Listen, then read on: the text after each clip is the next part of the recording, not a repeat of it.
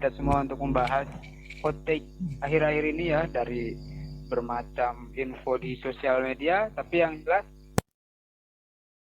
ya, kita lihat bareng-bareng di sosial media kalau Messi akhirnya resmi berpisah dengan Barcelona setelah 13 tahun ya, 13 atau 17 tahun setelah waktu yang cukup lama.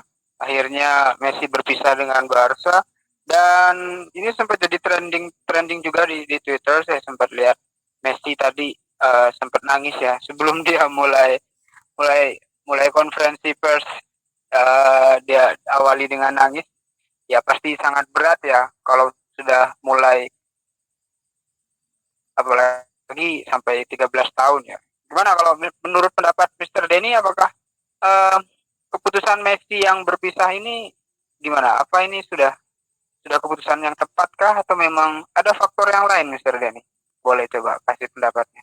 Oke, Messi resmi berpindah, Mister ya. Ya, betul. Dan dia sedih kelihatannya. Kalau dilihat dari raut wajahnya, kelihatannya dia sangat masih ingin bertahan. Cuma ya itu tadi, mungkin karena faktor regulasi yang tidak bisa dibantah. Ya mau tidak mau, berpisah ini adalah kenyataan yang memang harus diterima. Ya memang yang harus dihadapi ya. Ya, ambil sisi positifnya saja. Memang Messi harus mencoba tantangan baru kelihatannya agar tidak. Ke Chelsea, apakah itu sebuah tantangan kalau Messi ke Chelsea, Mister? Ya kayaknya sulit ya Chelsea ya. Soalnya Chelsea habis beli Lukaku. Jadi kayaknya sulit ya ke Chelsea. Kayaknya ke PSG dengan. Oh, ke PSG ya. Bang, PSG lagi hobi sama yang gratis-gratis ini. Kalau menurut andai kata ada yang bisa membeli, ya menurutku hanya ada 3 klub yang bisa membayarnya. Hanya PSG, Chelsea dan City saja kalau gitu. Ya. Ya, tapi kan free nanti ini. Messi ini kan free ya. Tapi mungkin beratnya digaji. Iya. Sekitar hampir 30 juta euro ya. Tapi kan bayar gaji kan cuma 1 tahun ya, anggapnya free transfer. Ya, tapi itu kan kebijakan klub masing-masing. Yang jelas kalau kayak klub-klub Italia kayaknya udah nggak kuat. Itu Juventus aja bayar Ronaldo aja itu harus. Dan rumor-rumornya Ronaldo juga kan mau pindah ya, rumor. Apa Messi ke Milan ya? Wah, kalau Messi ke Milan, saya nanti Castillo ada saingannya, nggak mau bersaing katanya. Castillo. Ronaldinho kan ke Milan. Oh iya, itu cocokologinya. Aduh. Lordnya kalah nanti Lord Castillo. Kalau ke Milan, nanti pemain nggak gajian, Mister. Pemain Milan yang lain nggak gajian. Nanti yang lainnya gajiannya 3 bulan sekali sampai Messi gajian. Ya, kalau menurut pendapat ini dari Mr. Chandra, mungkin dilihat dari kubu Barcelona yang kok nggak mau memperpanjang, apa ada info lain mungkin dari Barcelona yang membuat nggak mau memperpanjang kontrak Messi? Ya, terima kasih ya waktunya Mr. Ansori, dan setelah sekian lama kita kembali lagi kan ini ya. Sekalinya podcast langsung ada kabar ya mengejutkan di sisi lain dari transfer yang transfer besar. Ini ada kabar mengejutkan dari Messi. Sebenarnya dari tahun kemarin kan kita sudah dengar kabar bahwa Messi ingin pindah karena yang pertama faktor yang pertama saya dengar itu ketidakharmonisan dari antara presiden ya. Pertama ya, kemarin kan waktu ini kan presiden Portmu awalnya kan presiden. Nah sebenarnya ganti presiden ini ada harapan baru lah, maksudnya itu Messi kan belum perpanjang, terus free agent, terus kemarin sempat keduanya sudah apa kesepakatan pribadi kan waktu masih main di Copa itu kan sudah ada berita gitu, meskipun free agent tapi nanti balik. Jadi sebenarnya poinnya atau faktor utamanya itu kalau dari segi kenapa Messi nggak stay ini sebenarnya dari peraturan La Liganya ya, dan keuangan Barcelona ini memang sudah bobrok di kepemerintahan buat Salary manajemennya. cap itu ya. Jadi di situ. Jadi kalau ini kontradiksi, maksudnya Messi bisa tinggal, nanti resikonya ke depan Barcelona ini nanti gimana? Kayak gitu. Dan ini bahkan ada beberapa kemarin sumber di media luar itu saya dengar bahwa Depay sama ini pemain-pemain baru nggak bisa yang sudah dibeli loh, itu nggak bisa didaftarin. Itu masih rumor aja sih kemarin. Nah ya kan susah. Jadi ibaratnya seperti saya andaikan tadi itu Mr. Noval dan cewek atau Mr. Denny, dua-duanya masih saling ingin masih mencintai, tapi ada ya mungkin orang tuanya atau apanya nggak bisa kan karena regulasinya itu tadi. Ya mau nggak mau harus pisah seperti itu. Dan Messi ini kan masih masa-masa, maksudnya dari segi skill juga masih bagus. Jadi kalau dia mau balik ke ini kan beda dengan yang lain-lain kan, mau ningkatin liga. Kalau dia di Eropa sebenarnya masih bisa masih kompetitif lah, makanya pindahnya mungkin ya 90% ini berita yang saya update tadi itu sudah hampir ke PSG kan gitu. Apalagi di situ ada Neymar PSG juga. ya. Itu sih pokoknya di Neymar, regulasi Di ini. Maria. Pokoknya di itu tadi bukan karena Messinya sudah nggak pergi, karena memang presidennya juga sudah ganti. Kalau ingin narik sebenarnya ingin dia bertahan juga pasti Messinya mau lah. Beda dengan kalau presidennya masih kemarin, kayaknya faktor presiden. Karena itu saya tambahin lagi, Messi sudah geram ini sebenarnya sama manajemen itu waktu di Bournemouth itu sejak dikalahkan, bukan karena fans Liverpool. Ini berita yang saya tangkep ya dari beberapa media, itu sejak dari lawan Liverpool yang ke comeback itu. Nah, itu Bournemouth ngatain bahwa semua pemain nggak pecus. Terus ada kebijakan-kebijakan nggak apa nyeleneh, Neymar dilepas. Yang sebelumnya itu sebelum Liverpool itu Neymar dilepas, terus pengen balikin Neymar malah beli Griezmann, pengennya Messi gitu. Suarez dilepas yang akhir-akhir kemarin itu. Ya wis puncaknya mungkin sekarang ini yang kena ininya ya Laporta ini, kasihan ya. Dia yang bangun dirusak Bournemouth, sekarang dia harus bangun lagi nih. Itu sih. Balik lagi ya dapat ini dapat ngebangun lagi dari awal. Iya, tapi ada positifnya seperti yang Mr. Thank Denny you bilang untuk tadi ya. Jadi mungkin nanti bisa regenerasi lagi lah. Itu sih tambahan dari saya. Ada regenerasi. Yes. Oke. Kalau kita lihat dari transfer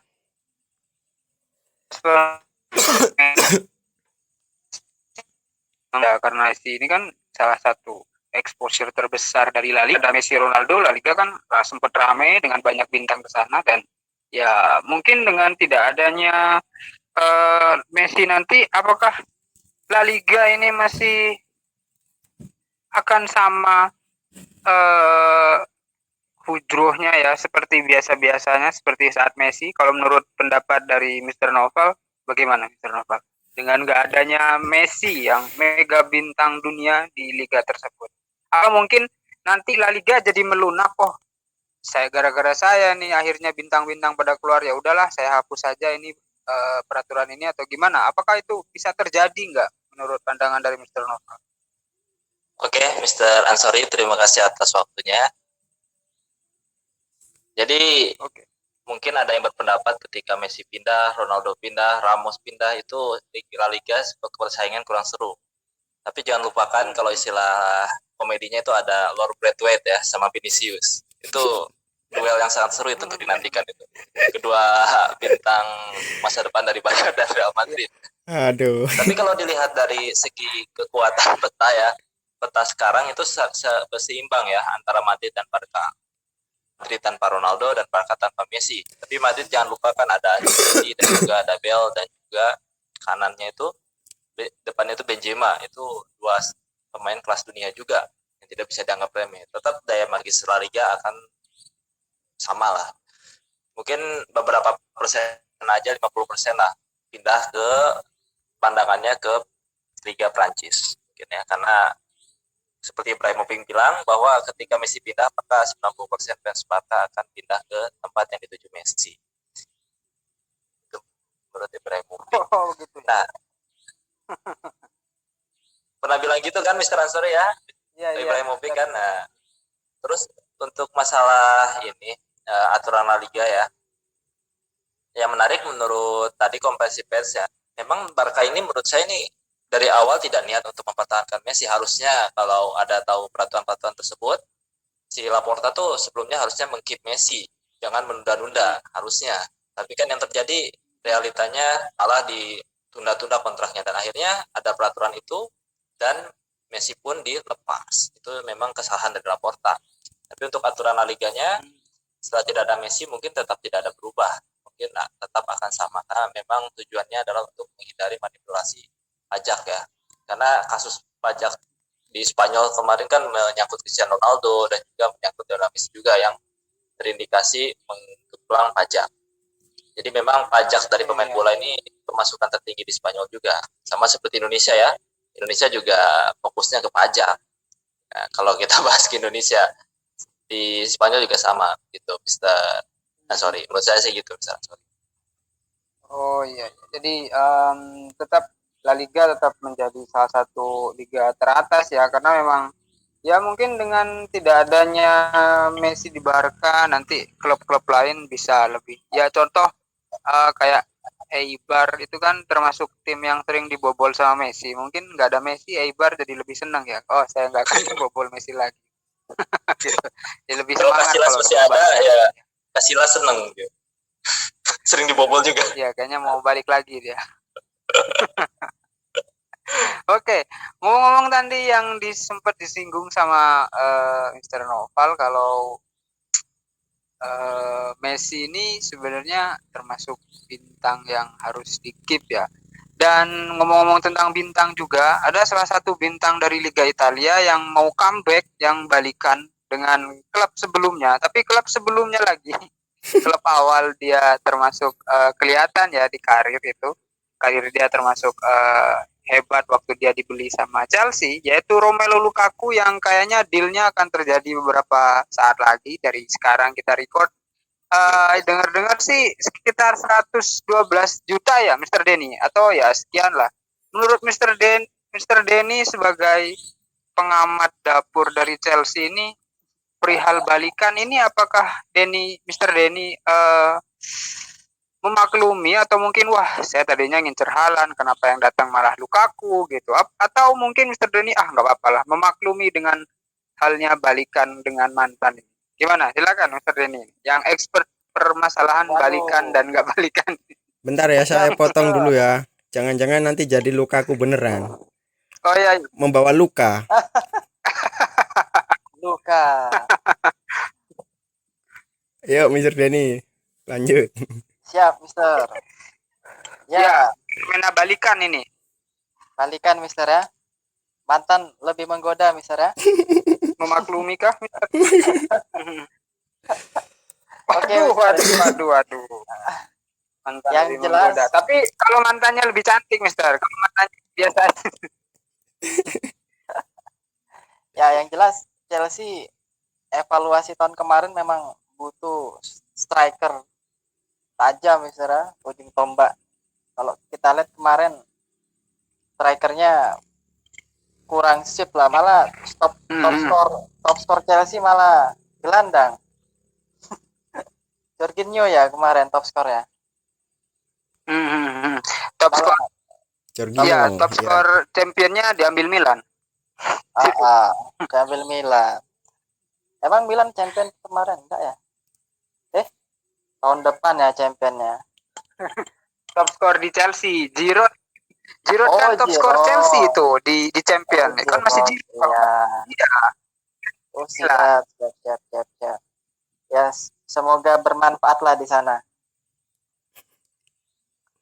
Ya, jelas. Oke, gimana, Mister?